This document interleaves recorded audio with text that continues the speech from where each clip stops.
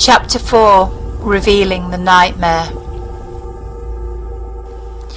Mulder sniffed, then disengaging from a gentle caress, reached for his now lukewarm cup of coffee, which he downed in one large gulp.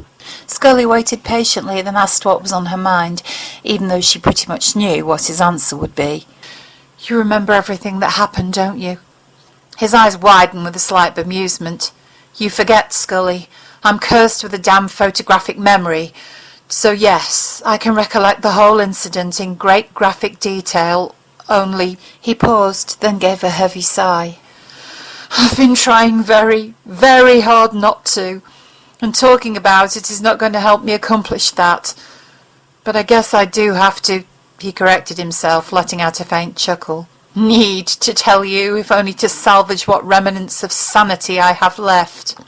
"Please, go ahead," Scully responded with a wan smile. Deep within herself she was feeling the same trepidation and fear. She really didn't want to hear how someone she cared for wholeheartedly underwent such barbaric torture, but she knew she had to be strong for him, and therefore would force herself to pay attention to what he had to say.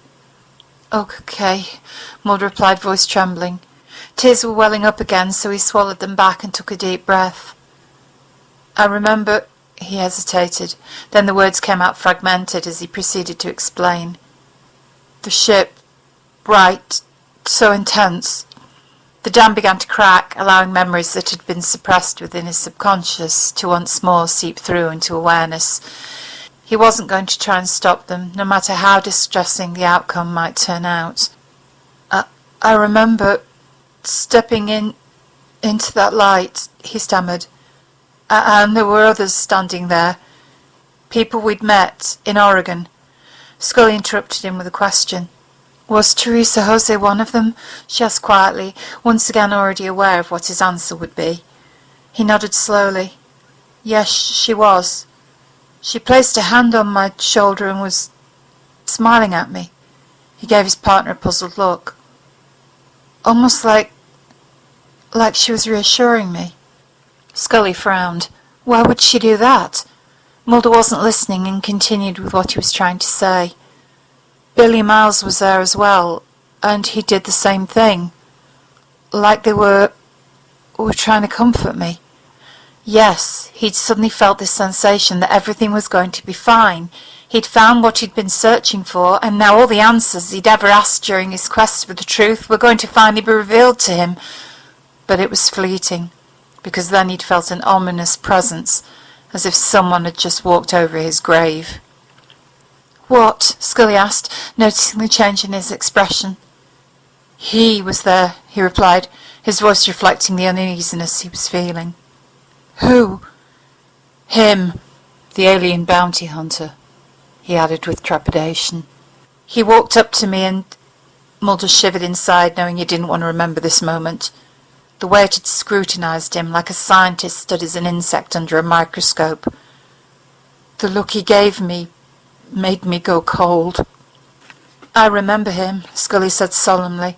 Her mind reverted to an industrial site just off the I-95, Bond Mill Road in Maryland, where a well-built and extremely strong individual had attacked and then attempted to choke the life out of her.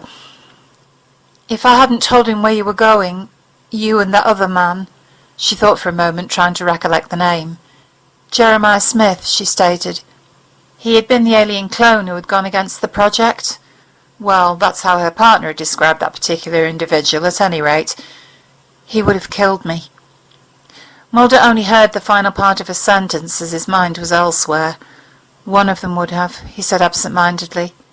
Yes, he'd seen a number of these large, square-built facsimiles on the craft.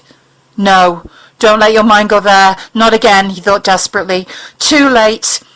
Trying not to remember the ordeal, he discovered he was in fact now doing the exact opposite. I don't know how I got on the ship," he stammered. The place was dark, cold. I was lying on a slab." He couldn't stop the terrifying mental images taking shape. Chair. Metal chair. It was at an odd angle," he continued. Taking a shaking breath, his eyes slid shut, then he exhaled very slowly. "I think I was I was pinned to it. Pinned to it? How? Scully asked uneasily, then remembered the scars she'd witnessed on his body after he'd been returned. After examining you, I realised that due to your wounds, you'd been held down with something that penetrated your limbs. Like a fucking bug, he interrupted harshly, eyes darting open in fear. She carried on, feeling nauseous as she spoke. Something was driven through both your wrists and ankles.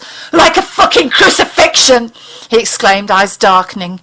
And they were metal bolts. They pinned me down with metal fucking bolts. A few tears began to course down both cheeks as he recollected the agonising pain he'd felt. All Scully wanted to do right there and then was take him in her arms and offer him some comfort, so attempted to move towards him, but he shook his head miserably. I have to carry on, he stated firmly. Okay, she replied, understanding that if he'd accepted the gesture, he would have not been able to continue. And it had been her who'd told him he needed to open up about this traumatic experience, hadn't it? Mulder tried to shut out the physical torment he'd undergone and concentrated on less insufferable sensations. They'd removed my clothing and he hesitated. I could feel the metal on my back. It was hard, cold, like he suddenly felt chilled to the core. Made me think of a morgue. Oh, we're back to death and the torture. Stop! He yelled. But the floodgates opened, allowing even more disturbing visions to come crashing through. His hand automatically reached up to touch his cheek and he flinched. Pain! My face was throbbing and I couldn't move my damn head. Scully stiffened. You had wounds on both sides of your cheeks. It looked like they'd been pierced by... Mulder cut her off short. Hooks! He cried. My face was torn apart by fish hooks! Before she could react, he carried on, eyes widening in awe. We have such sights to show you. He realised he'd taken on a rather sadistic tone while he mimicked Pinhead's line from the 80s horror movie. Wow! Who'd have thought aliens would have the time to sit and watch classic horror features, eh? Pardon? You never saw Hellraiser? He asked her. Clive Barker? Noticing her puzzled expression, he continued, a frozen smile matching the revulsion he was feeling. Guess Stephen King was more your cup of tea. Actually, yes. Yes, I did see it, but it was a long time ago, Scully replied, a little unnerved that he'd reverted to describing a piece of fiction under the circumstances. Mulder, how can you start talking about movies? Mulder snorted, his eyes now full of torment. Don't you remember that's what they did in the film? The demons physically tore the condemned man's body apart, piece by piece. He swallowed hard before continuing.